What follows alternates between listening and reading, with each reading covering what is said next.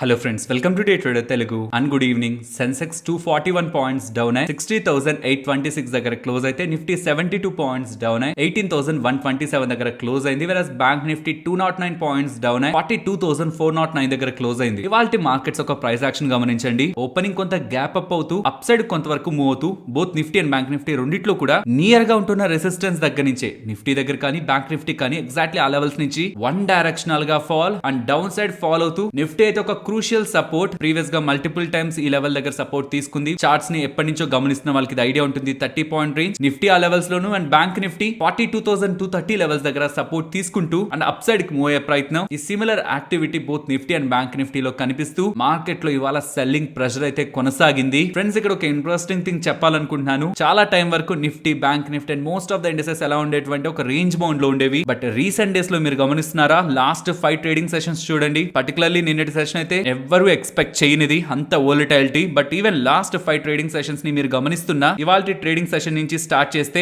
Opening నుంచి ఒక point కి వెళ్ళిన హై ఆల్మోస్ట్ 118 దగ్గరగా పాయింట్స్ పెరిగిన తర్వాత ఆ హైస్ నుంచి నియర్లీ 245 పాయింట్స్ దగ్గరగా నిఫ్టీ ఫాల్ అయింది. అండ్ ఆ లోస్ ఆల్మోస్ట్ 18,070 వరకు ఫాల్ అయిన తర్వాత అగైన్ అక్కడి నుంచి రికవర్ అవుతూ నియర్లీ 100+ పాయింట్స్ దగ్గరగా నిఫ్టీలో రికవరీ కనిపించింది కదా. అదే నిన్నటి ట్రేడింగ్ సెషన్ లో మీరు చూసారంటే హైస్ నుంచి నియర్లీ 274 పాయింట్స్ దగ్గరగా నిఫ్టీ ఫాల్ అయింది. అండ్ దానికి ముందు ట్రేడింగ్ సెషన్ లో ఫాల్ అయిన తర్వాత లోస్ నుంచి 185 పాయింట్స్ దగ్గరగా పెరిగింది. అండ్ అంతకు ముందు డిసెంబర్ 19th ట్రేడింగ్ సెషన్ లో 165 points from the lows Nifty rally అయింది. అండ్ డిసెంబర్ 16th హైస్ నుంచి 171 points and December 15th highs నుంచి 138 పాయింట్స్ దగ్గరగా నిఫ్టీలో కరెక్షన్ కనిపించింది. చెప్పాలనుకుంటున్నది, రీసెంట్ టైమ్స్ లో మార్కెట్ ఎక్కడ ఓపెన్ అయింది అక్కడ నుంచి 70-80 పాయింట్స్ ఆర్ 100 పాయింట్స్ ఫాల్ అయినట్లు కనిపిస్తుంది. బట్ ఇంట్రాడే లో అప్ సైడ్ కి వెళ్తూ ఒక దగ్గర రిజెక్ట్ అవుతూ అక్కడ కన్సాలిడేట్ అవడం కాకుండా కంప్లీట్ రివర్సల్ తీసుకుంటుంది. అండ్ ఈవెన్ ఫాలో అవుతూ ఒక దగ్గర కన్సాలిడేట్ అవడం కాకుండా complete V shape reversal last 5 trading sessions లో మల్టిపుల్ టైమ్స్ మార్కెట్ తీసుకుంది. ఇలాంటి డేస్ ని మనం వోలటైల్ డేస్ అని పిలుస్తాం. అండ్ 13 లెవెల్స్ వరకు కనిపించిన విక్స్ ఇప్పుడు 15 లెవెల్స్ కి అబోవ్ దగ్గరగా కనిపిస్తుంది. అండ్ ఒకప్పుడు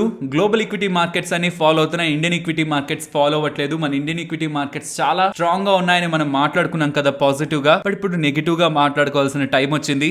గ్లోబల్ గా ఏ ఈక్విటీ మార్కెట్స్ కూడా మన మార్కెట్స్ లా నిన్న ఫాలో లేదు. అండ్ ఇవాళ కూడా మీరు గమనిస్తే యుఎస్ మార్కెట్స్ బెటర్ గా ఉన్నాయి. ఓపెనింగ్ టైమ్ లో ఏషియన్ మార్కెట్స్ కూడా బెటర్ గా ఉన్నాయి. బట్ మన మార్కెట్స్ కూడా ఓపెనింగ్ కూడా బానే అయింది. ఓపెనింగ్ నుంచి కేవలం ఇండియన్ ఈక్విటీ మార్కెట్స్ లోనే సెల్ ఆఫ్ కనిపిస్తుంది. దీని బ్యాక్ ఎవరున్నారు? Purely FIs. ఎంటైర్ డిసెంబర్ నెలలో 9,000 crores దగ్గరగా ఎఫ్ఐఎస్ ఇండియన్ ఈక్విటీ మార్కెట్స్ లో సెల్ చేశారు. సో ఇండియన్ ఈక్విటీ మార్కెట్స్ ఇవాళ ఫాలో అవుతుండడం బ్యాక్ ఉంటున్న నెగిటివ్ రీజన్స్ ని ఏదైనా ఫైండ్ అవుట్ చేయొచ్చా? మార్కెట్ లో ఒక రీజన్ అయితే ఉంది. మనం అనుకున్నాం MPC RBI monetary policy committee meeting previous గా జరిగిన మీటింగ్ రిలేటెడ్ గా మెంబర్స్ ఏం మాట్లాడుకున్నారు అన్న స్టేట్మెంట్స్ మనకు వస్తాయనుకున్నాం కదా. దాని రిలేటెడ్ గా మనకి డేటాలో ఆర్బీఐ గవర్నర్ గారు కానీ అండ్ డిప్యూటీ గవర్నర్ గారు వీళ్ళిద్దరూ కూడా ఈవెన్ రీసెంట్ టైమ్స్ లో ఇన్ఫ్లేషన్ తగ్గుతున్నా ఇలా తగ్గుతున్న ఇన్ఫ్లేషన్ ని చూసి మనం ఆనంద పడకూడదని, ఏ మాత్రం కూడా వడ్డీ రేట్లు పెంచుతూ ఉండడాన్ని మనం వెనక్కి వెళ్ళకూడదని, ఇంకా ఇన్ఫ్లేషన్ అసలు కంట్రోల్ కాలేదని, మనం అనుకుంటున్న టార్గెట్ కి రీచ్ అయ్యేంత వరకు కూడా ఒక స్టెప్ వెనక్కి వేయడం కూడా కరెక్ట్ కాదు. 4% ఇన్ఫ్లేషన్ కి తీసుకురావాలని ఇలా ఆర్బీఐ గవర్నర్ గారు అయితే ఎంటైర్ గా ఫెడ్ చైర్మన్ ఏ స్టేట్మెంట్స్ అయితే చేశారు. లైక్ హిస్టారిక్ గా కూడా ఇన్ఫ్లేషన్ తగ్గుతుందని మనం వెనక్కి వెళ్ళడం రాంగ్ అవుతుందని, ప్యూర్లీ మన ఫోకస్ అంతా ఇన్ఫ్లేషన్ తగ్గించడం మీదే ఉండాలన్న స్టేట్మెంట్స్ నే చెప్తూ తను హాకిష్ గా మీన్స్ మార్కెట్ కి నెగిటివ్ గా అప్లై అయ్యేలా మాట్లాడుతుండడం.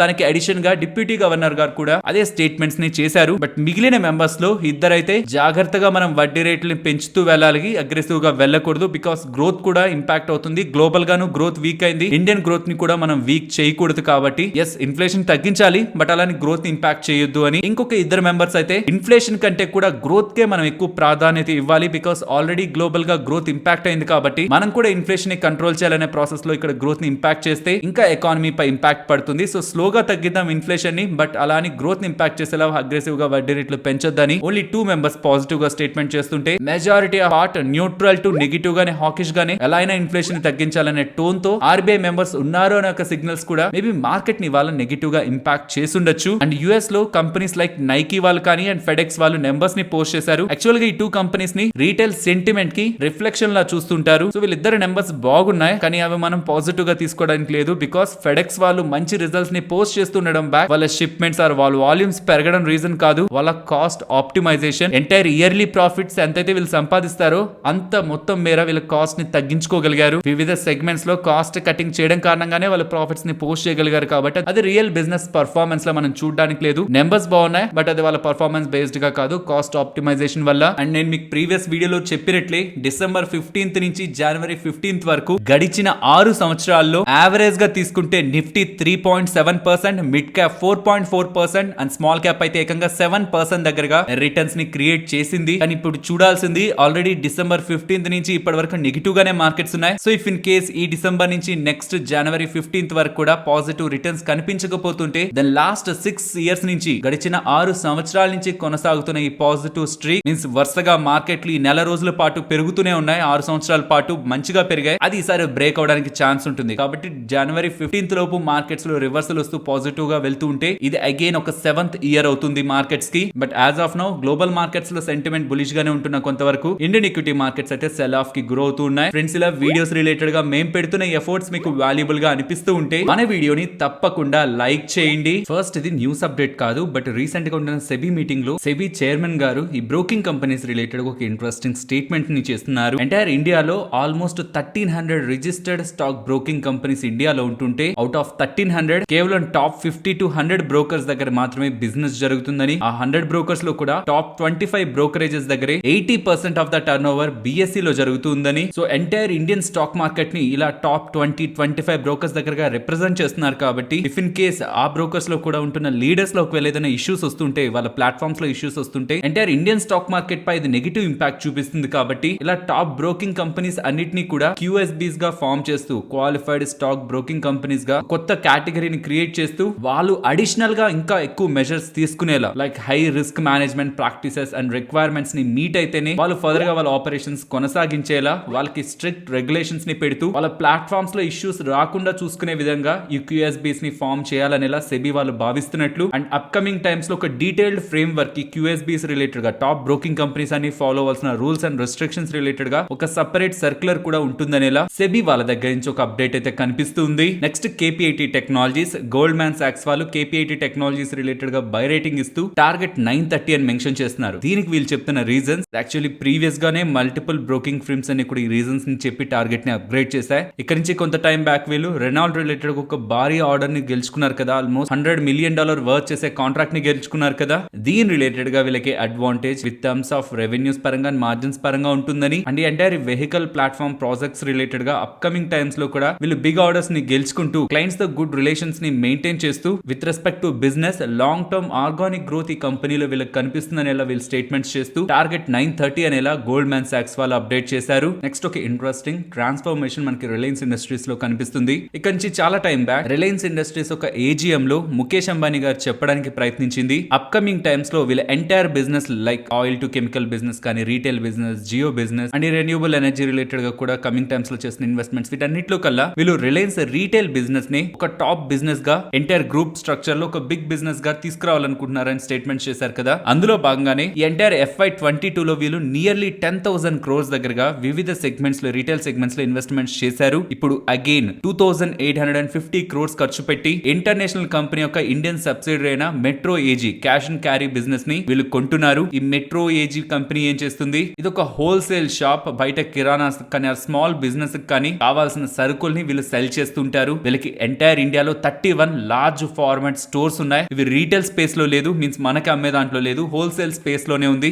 ఈ బిజినెస్ ని వీళ్ళు కొంటున్నారు ఇప్పుడు 2,850 crore పెట్టి. అండ్ FY22 రెవెన్యూస్ ప్రకారం వీళ్ళు కొంటున్న కంపెనీ ఒక రెవెన్యూస్ 7,700 crore. అలా చూస్తే చాలా అట్రాక్టివ్ వాల్యుయేషన్స్ లో ఈ డీల్ జరుగుతున్నట్టు. సో ఈ రీటైల్ స్పేస్ లో వీళ్ళ ప్రెజెన్స్ ని స్ట్రెంథెన్ చేసుకోవడానికి ఇప్పుడు వీళ్ళు చేస్తున్న అక్విజిషన్ వీళ్ళకి యూజ్ అవుతుంది. బికాస్ ఇది ఒక wholesale network 31 large format stores తో మల్టిపుల్ కిరానాస్ అండ్ స్మాల్ బిజినెస్ చేస్తున్న వాళ్ళతో కనెక్టివ్ గా ఉండే ఒక ఆపరేటెడ్ నెట్వర్క్. కాబట్టి వీళ్ళకి ఇప్పుడు ఆ స్టోర్స్ యాక్సెస్ దొరుకుతుంది అండ్ ఆ కిరానాస్ మొత్తం ఆ చైన్ అంతా, సప్లై చైన్ అంతా కూడా ఇప్పుడు రిలయన్స్ రీటైల్ అండర్ లోకి వస్తుంది. కాబట్టి ఎంటైర్ ఇండియాలో వీళ్ళ ప్రెజెన్స్ ని ఇంకా పెంచుకోవడానికి ఇప్పుడు చేస్తున్న ఈ అక్విజిషన్ అండ్ అప్కమింగ్ టైమ్స్ లో వీళ్ళ రిలేటెడ్ గా FMCG బ్రాండ్, ఇండిపెండెన్స్ బ్రాండ్ ని ఆల్రెడీ గుజరాత్ లో లాంచ్ చేశారు కదా. అది అప్కమింగ్ టైమ్స్ లో ఎంటైర్ ఇండియా వైడ్ గా ఫాస్ట్ గా గ్రో చేసుకోవడానికి కూడా వీళ్ళకి అక్విజిషన్ అండ్ ఈ నెట్వర్క్ ఎక్స్పాన్షన్ యూజ్ అవుతుంది. కాబట్టి ఇలా జరిగిన అట్రాక్టివ్ వాల్యుయేషన్స్ లో జరిగిన ఈ డీల్ ని మనం పాజిటివ్ గానే చూడాలి. నెక్స్ట్ ఇది అఫీషియల్ ఇన్ఫర్మేషన్ కాదు, రూటర్స్ అని ఇలా అప్డేట్ చేస్తున్నారు. అప్కమింగ్ టైమ్స్ లో ఇండియన్ ఫర్టిలైజర్ కంపెనీస్ కావాల్సిన గ్యాస్ ఉంటుంది కదా, ఆ గ్యాస్ ని స్పాట్ మార్కెట్స్ నుంచి కూడా కొనుగోలు చేసుకునే విధంగా అనుమతి రాబోతుంది అనేలా అప్డేట్స్ కనిపిస్తున్నాయి. అలా అయితే IEX లో మనకి ఎలక్ట్రిసిటీ ట్రేడ్ అవుతుంటుందో, IGX లో ఇండియన్ గ్యాస్ ఎక్స్చేంజ్ లో మనకి గ్యాస్ ట్రేడ్ అవుతూ ఉంటుంది. అండ్ అది IEX ఒక సబ్సిడరీ అండ్ గ్యాస్ ని కన్సంప్షన్ చేసే వాళ్ళలో కంపెనీలలో ఫర్టిలైజర్ కంపెనీస్ కూడా ఎక్కువగానే ఉంటాయి కాబట్టి ఇలా ఫర్టిలైజర్ కంపెనీస్ గ్యాస్ ని స్పాట్ మార్కెట్స్ నుంచి కూడా ఓపెన్ మార్కెట్స్ నుంచి కూడా కొనుక్కోవచ్చు అని చెప్తుండడం ఐజీఎక్స్ కి పాజిటివ్ అండ్ ఐఎక్స్ ఒక సబ్సిడరీ కాబట్టి అది కూడా పాజిటివ్. బట్ ఇది ఫైనల్ గా వస్తున్న అఫీషియల్ అప్డేట్ కాదు. చూడాలి అప్కమింగ్ టైమ్స్ లో ఐఎక్స్ వాళ్ళు కానీ ఆర్ గవర్నమెంట్ సైడ్ నుంచి కానీ ఏదైనా అఫీషియల్ స్టేట్మెంట్ ఉంటుందా అని. నెక్స్ట్ బిఎల్ఎస్ ఇంటర్నేషనల్ స్టాక్ ఇవాళ 7% దగ్గరగా డౌన్ అయినట్లు కనిపిస్తుంది కదా.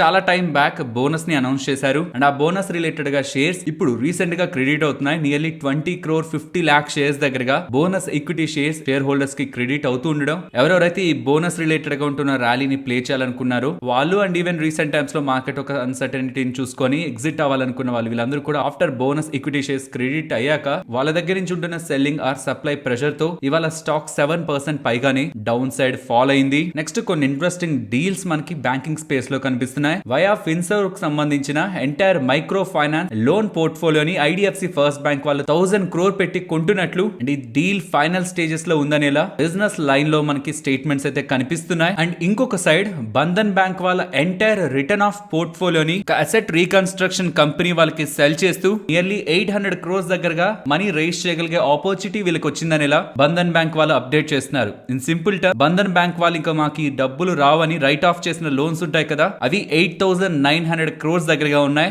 8,900 crores కాను ఆ మొత్తం లోన్స్ ని ఆ బ్యాడ్ లోన్స్ ని మీరు మాకు ఇస్తే మేము మీకు 800 crores దగ్గరగా పే చేస్తామని ఒక అసెట్ రీకన్స్ట్రక్షన్ కంపెనీ వాళ్ళు వీళ్ళని అప్రోచ్ అయ్యారని వీళ్ళు అప్డేట్ చేస్తున్నారు. బట్ మార్కెట్ లో ఉంటున్న ఎస్టిమేట్స్ ప్రకారం అట్లీస్ట్ మినిమం 10% అయినా ఈ bad debt or return of loans ని వాల్యూ చేస్తూ ఉంటారు కాబట్టి లెస్ దాన్ 10% నియర్లీ 9% దగ్గరగానే వాల్యూ చేస్తూ వీళ్ళకి రావనుకున్న లోన్స్ రైట్ ఆఫ్ చేసిన లోన్స్ రిలేటెడ్ గా ఎంతో కొంత డబ్బులు వస్తుంటే స్టాక్ పాజిటివ్ గా మూవ్ అవ్వాలి కదా, ఎందుకు నెగిటివ్ గా ఫాల్ అయింది. గమనిస్తే ప్రీవియస్ గా ఏఆర్సీస్ లో ఉంటున్న డీల్స్ ని ఉంటున్న ఎంటైర్ మనీలో మినిమం 10% అయినా ఆ బ్యాడ్ లోన్స్ కి వాల్యూ ఉంటుంది. ఇక్కడ ఆల్మోస్ట్ 8,900 crores దగ్గరగా out standing return of portfolio ఉంటే అందులో less than 10% K out standing return of loans ని వాల్యూ చేస్తూ ఉండడం మార్కెట్ కొంత నెగిటివ్ గా తీసుకుంది. బట్ ఇది ఫైనల్ అయిపోతున్న డీల్ ఏం కాదు. ప్రీవియస్ గా ఎస్ బ్యాంక్ కండిషన్ లో కూడా చూసాం. ఎవరైనా ఏఆర్సీ వాళ్ళు వచ్చి మేము ఈ ప్రైస్ కి మీ దగ్గర ఉన్న బ్యాడ్ డెట్ ని ఆర్ మీరు తిరిగి పొందలేని అనుకుంటున్న లోన్ ని మీరు మాకు ఇస్తే మేము ఇంత డబ్బులు ఇస్తామని చెప్పినప్పుడు ఇమీడియట్ గా ఇచ్చేయకూడదు. స్విస్ ఛాలెంజ్ అంటారు. మీనింగ్ ఒకరు వచ్చి మాకు ఇంత డబ్బులు ఇచ్చి మా దగ్గర ఉన్న బ్యాడ్ డెట్ ని కొనుక్కుంటా అంటున్నారు. ఇది వాళ్ళు చెప్పిన ప్రైస్. ఈ ప్రైస్ ని ఛాలెంజ్ చేస్తూ ఇంకెవరైనా వచ్చి మా బ్యాడ్ డెట్ ని కొనుక్కుంటారా అని మార్కెట్ లో ఛాలెంజ్ స్విస్ ఛాలెంజ్ ఇవ్వాల్సి ఉంటుంది. ఆ స్విస్ ఛాలెంజ్ తర్వాత కూడా ఎవరు ముందుకు రాకపోతే ప్రీవియస్ గా ఎవరైతే వచ్చారో వాళ్ళ ఆ ప్రైస్ కి ఫైనలైజ్ చేస్తారు డీల్ ని. అప్కమింగ్ టైమ్స్ లో స్విస్ ఛాలెంజ్ కూడా ఉంటుంది. బట్ ప్రెసెంట్ వీళ్ళ రిటర్న్ ఆఫ్ పోర్ట్ఫోలియోకి లోయర్ వాల్యుయేషన్స్ తో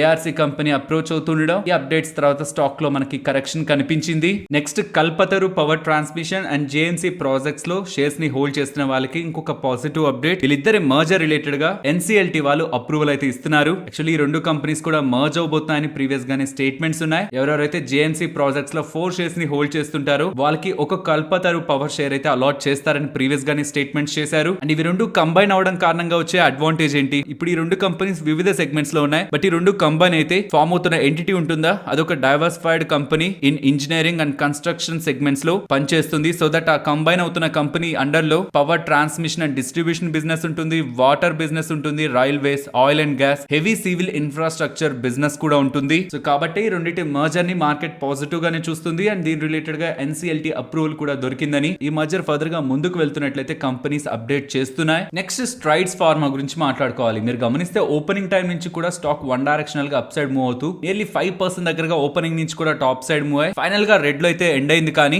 వీళ్ళ రిలేటెడ్ గా ఒక పాజిటివ్ అప్డేట్ కనిపిస్తుంది. అప్డేట్ మాట్లాడుకునే ముందు అప్డేట్ కి ఉంటున్న కొంత బ్యాక్ డ్రాప్ మాట్లాడుకోవాలి. మీకు గుర్తుంటే 2019 లో వీళ్ళ ఆస్ట్రేలియన్ ఇన్వెస్ట్మెంట్స్ ని ఎగ్జిట్ అవుతూ ఉన్నందుకు గాను వీళ్ళకి $394 million దగ్గరగా వీళ్ళకి మనీ రావాల్సింది. ఆ ఎంటైర్ $394 million లో అప్పుడు $300 million ఆ టైంలోనే వచ్చింది. అండ్ రిమైనింగ్ $94 million ఇప్పుడు డిఫర్డ్ పేమెంట్ గా వీళ్ళకి రిసీవ్ అవుతూ ఉండడం. $94 million ప్రెసెంట్ వస్తున్న ఈ మనీని వీళ్ళు యూజ్ చేసి వీళ్ళ ప్రెసెంట్ ఉంటున్న డెట్ ని తగ్గిస్తారని చెప్తున్నారు. ప్రీవియస్ గానే వీళ్ళు రిజల్ట్స్ పోస్ట్ చేసినప్పుడు చెప్పింది 2,200 crore దగ్గరగా మాకు అప్పులు ఉన్నాయి. ఇది సెకండ్ హాఫ్ లో ఈ నెక్స్ట్ ఉంటున్న 6 months లో 1,000 crores దగ్గరగా మేము అప్పులను తగ్గించబోతున్నాం. మా డెట్ ని నియర్ టు 40 to 50% కట్ చేసుకోబోతున్నాం అని స్టేట్మెంట్ చేశారు. కాబట్టి దానికి అనుగుణంగానే ప్రెసెంట్ ఈ డబ్బుల్ని డెట్ తగ్గించడానికి ఉపయోగిస్తారని స్ట్రైడ్స్ ఫార్మా వాళ్ళు అప్డేట్ చేస్తున్నారు. అండ్ ఇవాళ మీరు గమనిస్తే లూపిన్ స్టాక్ 2.5% దగ్గరగా పెరిగింది కదా. అండ్ ఈవెన్ ఈ ఫార్మా స్పేస్ రిలేటెడ్ గా షార్ట్ టర్మ్ ఆపర్చునిటీ గురించి నోమ్రా వాళ్ళు మాట్లాడుతూ ఎప్పుడూ లేనంత విధంగా అమెరికాలో ఫ్లూ కేసెస్ ఎక్కువ అవుతున్నాయని, flu is nothing but a influenza, ఇది nose, throat and lungs related గా వచ్చే ఇన్ఫెక్షన్. సో ఇన్ఫ్లుయెన్జా ఇన్ఫ్లుయెన్జా అనడం కొంత కష్టం ఉంటుంది కాబట్టి దీన్ని కామన్ గా ఫ్లూ అని పిలుస్తూ ఉంటారు. సో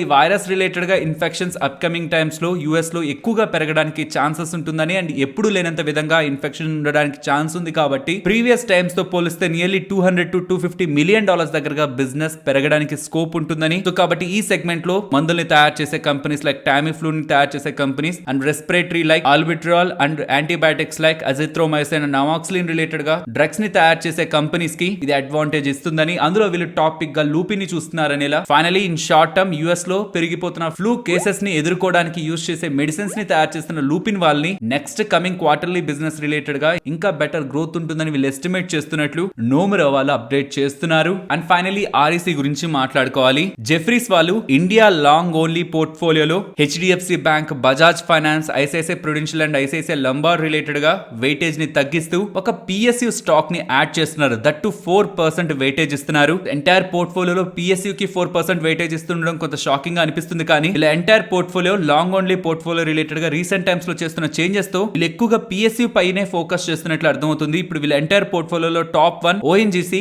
అది పిఎస్యుఏ నియర్లీ 10% వెయిటేజ్ ఉంది. తర్వాత ఉంటున్న పిఎస్యూస్ చూస్తే ఎస్బీఐ 6%, ఇప్పుడు యాడ్ చేస్తున్న ఆర్ఈసీ 4% అండ్ కాన్కోర్ కూడా, కంటైనర్ కార్పొరేషన్ కూడా 4% వీళ్ళు వెయిటేజ్ ఇస్తూ వీళ్ళు ఓన్లీ పిఎస్యు స్పేస్ లోనే టాప్ పిక్స్ గా తీసుకుంటున్న స్టాక్స్ లోనే 24% ఇన్ 4 స్టాక్స్ వీళ్ళు వెయిటేజ్ గా ఇస్తున్నారు. ఇలా వీళ్ళు ఆర్ఈసీ యాడ్ చేస్తూ 4% వెయిటేజ్ ఇస్తున్నారు అని చెప్తూ ఉండడం స్టాక్ 2% దగ్గరగా అప్ సైడ్ మూవ్ అయింది. నెక్స్ట్ నిఫ్టీ అలాగే bank Nifty support and resistance. Nifty support అయితే 30 పాయింట్ రేంజ్, ఒకవేళ ఓపెనింగ్ గ్యాప్ డౌన్ అవుతుంటే 18,180 and above 18,250. And bank Nifty present ఉన్న లెవెల్స్ నుంచి అప్ సైడ్ ఇవాళ తీసుకున్న resistance 42,590 and above 42,890 and down side 42,230 and below 41,927. Next Nifty option chain data weekly and monthly expiries లో ఉంటున్న డేటాని గమనిస్తూ ఉంటే క్లియర్లీ 18,500 ఇంపార్టెంట్ రెసిస్టెన్స్ లా కనిపిస్తుంది. ఇంకా బిలో 18,400, 300 దగ్గర కూడా రైటింగ్స్ బానే ఉన్నాయి. కానీ ఫర్ ద సేఫ్ సైడ్ 18,500 ని అండ్ డౌన్ సైడ్ కి వెళ్తున్నప్పుడు 18,000 దగ్గర ఉంటున్న ఓవరాల్ ఓఐ అండ్ ఇంట్రాడే లో బిల్డ్ అవుతున్న ఓపెన్ ఇంట్రెస్ట్ ప్రకారం కూడా 18,000 ఒక ఇంపార్టెంట్ సపోర్ట్ గా మనం చూడొచ్చు. సో ఇదొక మార్క్, ఇంపార్టెంట్ మార్క్ 18,000 అనేది. పర్టికులర్లీ బ్రేక్ అయ్యి ఒకవేళ కన్సాలిడేట్ అవుతుంటే